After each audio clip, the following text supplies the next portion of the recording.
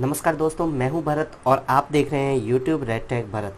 आज की इस वीडियो में हम बात करने वाले हैं एंजियोग्राफी से रिलेटेड वर्ड्स। जैसा कि आप सब जानते हैं कि रेडियोलॉजी डिपार्टमेंट में एंजियोग्राफी प्रोसीजर किया जाता है, तो उनमें बहुत सारे वर्ड्स और टर्म्स होती हैं जो हमें ध्यान रहना बहुत ज़रूरी है। तो आज हम इन्हीं के बारे में बात करने वाले हैं। जैसा कि आप जानते हैं कि पिछले वीडियो में हमने बात की थी कि एंजियोग्राफी प्रोसीजर क्या होता है, ये किस तरीके से किया जाता है और किन किन पार्ट्स की एंजियोग्राफी किस किस तरीके से की जाती है और क्या इसके एडवांटेज हैं और क्या इसके डिसएडवांटेज हैं। अगर आपने ये वीडियो नहीं देखा तो आप डिस्क्रिप्शन में जाके वहाँ पे लिंक दे रखी है, आप वहाँ से देख सकते हैं।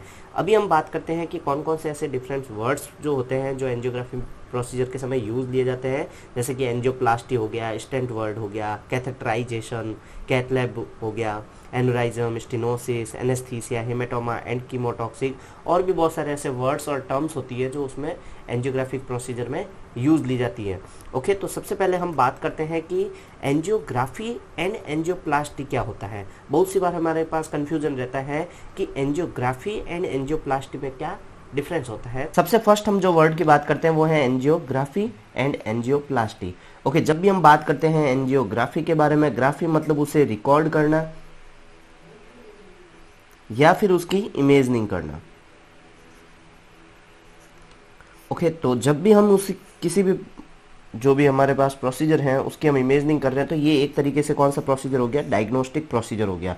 और जब भी हम बात करते हैं एंजियोप्लास्टी, एंजियोप्लास्टी में क्या किया जाता है कि एक जो स्टेंट आता है, अभी हम उसके बारे में आगे देखेंगे कि स्टेंट, तो उस स्टेंट को इसके अंदर इम्प्लांट किया जाता है ताकि ब्लड का फ्लो सही हो जाए और उसका ब्लड का फ्लो में इम्प्रूवमेंट आए। यानी कि किसी भी प्रकार का कोई ऑब्स्ट्रक्शन था या किसी भी प्रकार का स्टेनोसिस था तो ब्लड का फ्लो में रुकावट आ रही थी, तो जैसे ही हम स्टेंट इम्प्लांट करेंगे तब क्या होगा कि ये जो ब्लड के फ्लो को इम्प्रूव करेगा। ओके, तो यानी कि ये एक ट्रीटमेंटल प्रोसीजर है।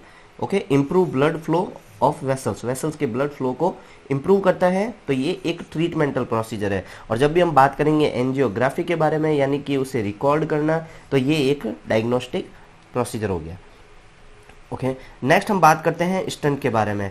अभी जैसे कि हमने कहा कि स्टंट क्या कर रहा था कि जो भी ब्लड का फ्लो है, यानी कि कई बार स्टेनोसिस या फिर किसी भी प्रकार का ऑब्स्ट्रक्शन है उसमें ब्लड का फ्लो अच्छा नहीं होता है, तो स्टंट जैसे ही लगाते हैं, इम्प्लांट करते हैं, तब वो ब्लड के फ्लो को इम्प्रूव करता है। यानी कि अभी अपन यहाँ पे देख सकते हैं कि स्टंट क्या होता है कि मेटेलिक और प्लास्टिक ट्यूब होती है जो भी अपनी एनाटॉमिकल वेसल्स है जो डिफेक्टिव है वहाँ पे इसको इम्प्लांट या इंसर्ट किया जाता है ताकि क्या हो सके, ब्लड का फ्लो आसानी से और इम्प्रूव हो सके उसमें। तो इसलिए हम स्टंट यूज़ लेते हैं और ये आप स्टंट देख सकते हैं, मेटेलिक स्टंट, और कई बार प्लास्टिक ट्यूब भी यूज़ ली जाती है।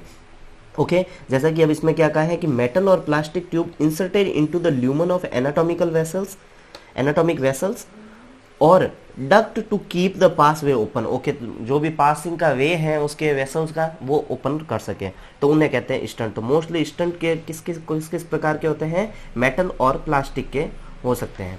ओके, नेक्स्ट हम बढ़ते हैं कि स्टंटिंग। ओके, जैसा कि अभी अपन ने देख लिया कि स्टंट क्या होता, स्टंट किसे कहते हैं और स्टंट किस किस तरह के, जैसे कि प्लास्टिक के हो गए, मेटेलिक हो गए, और भी बहुत सारे डिफरेंट होते हैं। ओके, तो स्टेंटिंग का मतलब होता है कि स्टेंट को प्लेसमेंट करना। प्लेसमेंट यानी कि जो भी हमारी कोई भी वेसल्स हैं, जो भी हमारी इंटरेस्टेड वेसल्स हैं, वहाँ पे उस स्टेंट को इम्प्लांट करना, तब हम उस टर्म को क्या कहते हैं, स्टेंटिंग। ओके, तो देखिए कि प्लेसमेंट ऑफ स्टंट, स्टंट को प्लेसमेंट करना, जैसे कि आप यहाँ पे देख सकते हो, और ये इस तरीके से ऑब्स्ट्रक्शन को क्लियर कर दिया और एक क्लियर वे बन गया। और इसमें भी स्टंट की भी बहुत सारी वेराइटीज़ होती है, जैसे कि आप अगर कोरोनरी वेस्कुलर के लिए अलग यूज़ लिए जाते हैं, बाइलरी स्टेनोसिस के स्टंट अलग आते हैं, तो सारे अलग अलग के लिए उसकी प्लानिंग होती है और फिर स्टंट को इम्प्लांट किया जाता है। ओके, नेक्स्ट बढ़ते हैं catheterization.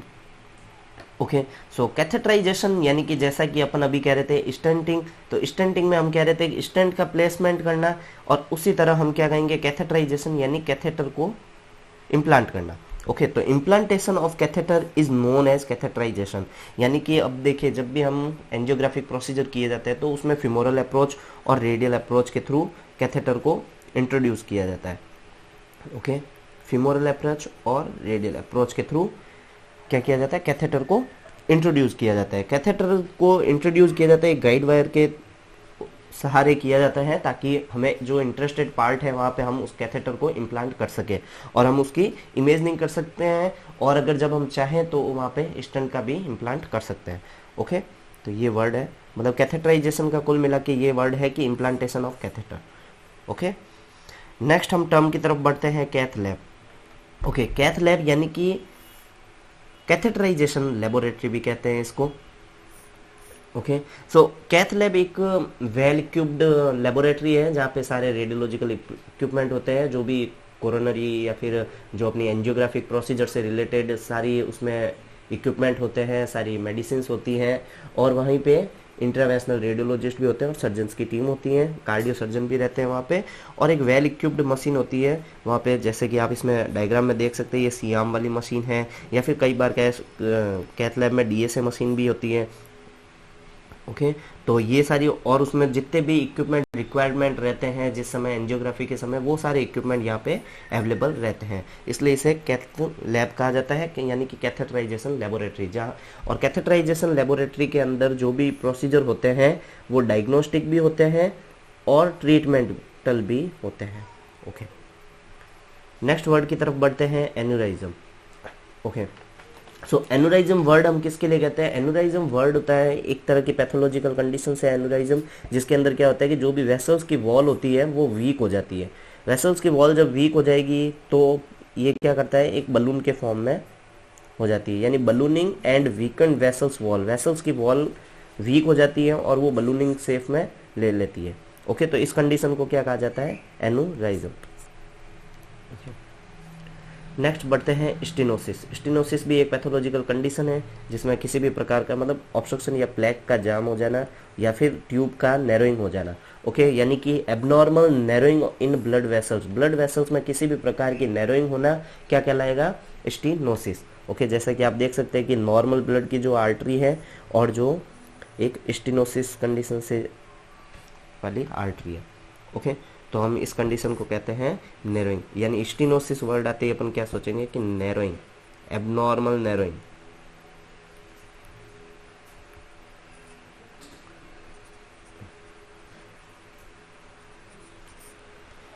Abnormal narrowing. Okay, next word की तरफ बढ़ते हैं, anaesthesia.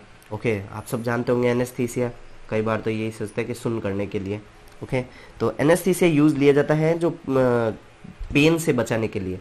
Okay, prevent to pain during surgery, during surgery कह सकते हैं या फिर प्रोसीजर, अगर सर्जरी डिपार्टमेंट में है तो सर्जरी में यूज लिया जाएगा, ड्यूरिंग सर्जरी हो गया, और कैथ लैब में भी यूज लिया जाता है। कैथ लैब में जब भी अपन किसी भी प्रकार के एंजियोग्राफिक प्रोसीजर कर रहे हैं जिसमें स्टंट का इम्प्लांट वगैरह कर रहे हैं तब एनेस्थीसिया की हमें रिक्वायर्ड रहती है। तो यानी कि एनेस्थीसिया क्या करता है कि जो भी एक टेम्परेरी लॉस ऑफ सेंसेशन करता है, यानी कि जो भी अपनी जो सेंसेशन है यानी कि बॉडी के जो मूवमेंट वगैरह यानी कि वहाँ पे वो सेंसेशन को लॉस कर लेगा। ये केवल एक टेम्परेरी होता है, कुछ टाइम के बाद इस एनेस्थीसिया का इफेक्ट चला जाता है। ओके, तो यानी कि कुल मिला के जिस पार्ट पे पेन वाला पार्ट है उस पार्ट को सुन कर देना। सुन होने से क्या होगा कि उस पेशेंट को पता नहीं चलेगा कि यहाँ पे किसी भी प्रकार का मुझे पेन हो रहा है या प्रोसीजर हो रहा है। ओके, तो इसलिए हम एनेस्थीसिया यूज लेते हैं। नेक्स्ट हम बात करते हैं कि कीमोटॉक्सिक। ओके, सो कीमोटॉक्सिक टर्म कई बार आप देख सकते हैं, मतलब कुल मिला के ये कहना चाहता है कि toxicity due to chemicals. Okay, toxicity due to chemicals. Mostly हम केमिकल कौन से यूज ले रहे हैं? कॉन्ट्रास्ट मीडिया है, तो उस कॉन्ट्रास्ट मीडिया से किसी भी प्रकार की एलर्जी होना क्या कहलाएगा? कीमोटॉक्सिक या कीमोटॉक्सिसिटी। ओके, अब ये किस बेसिस पे हो सकता है कि कॉन्ट्रास्ट मीडिया की कई बार ऑस्मोलरिटी ज़्यादा, ऑस्मोलरिटी उससे मैच नहीं कर पाती, और कई बार जैसे कि हम आयनिक या non ionic contrast media use लेते हैं तो कई बार वो कॉन्ट्रास्ट मीडिया शूट नहीं होता और रिएक्शन कर जाता है। तो इन कंडीशन को हम क्या कहते हैं कि कॉन्ट्रास्ट मीडिया से होने वाली टॉक्सिसिटी को हम क्या कहेंगे? कीमोटॉक्सिक। ओके, नेक्स्ट बढ़ते हैं आर्टेरियल थ्रोम्बोसिस, यानी कि आर्टरी के अंदर ब्लड क्या क्लोट हो जाना। ओके, तो उसे हम क्या कहेंगे? Arterial thrombosis. आर्टेरियल थ्रोम्बोसिस क्या है कि कई बार डेंजरस भी हो सकता है, क्योंकि ये ऑब्स्ट्रक्शन और ब्लड के फ्लो को स्टॉप कर सकता है। तो जैसा कि आप देख सकते हैं कि इस तरह का ये जो क्लोट का फॉर्मेशन हो रहा है, इस तरह का क्लोट का फॉर्मेशन आगे ब्लड का फ्लो नहीं होने देगा, तो ये एक लाइफ थ्रेटनिंग कंडीशन हो सकती है। तो ये एक डेंजरस कंडीशन है, आर्टेरियल थ्रोम्बोसिस। ओके, नेक्स्ट बढ़ते हैं हिमेटोमा की तरफ। हिमेटोमा को हम क्या कह सकते हैं कि abnormal connection of blood outside of the blood vessels, यानी ब्लड वेसल्स के बाहर की तरफ ब्लड का जमा हो जाना। Okay, collection of the blood outside of blood vessels. Okay, तो जैसे कि आप देख सकते हैं, ये तो इस मतलब कैपिलरीज के वहाँ बता रहे हैं, लेकिन आप जब आउटसाइड ऑफ बॉडी के पार्ट पे देखोगे तो आपको इस तरह का एक घाव दिखेगा जिसके अंदर ये ब्लड का जमा हो रखा है। इसे हम क्या कहेंगे, हिमेटोमा। और हिमेटोमा कई बार आप बहुत सी कंडीशन में होता है, जब भी आप इंजरी या कोई भी ट्रॉमा का केस देखते हो तो उसमें हिमेटोमा आपको नजर आएगा। इंजरी हो गया, ट्रॉमा का केस हो गया, तो आपको हिमेटोमा देखने को मिलेगा।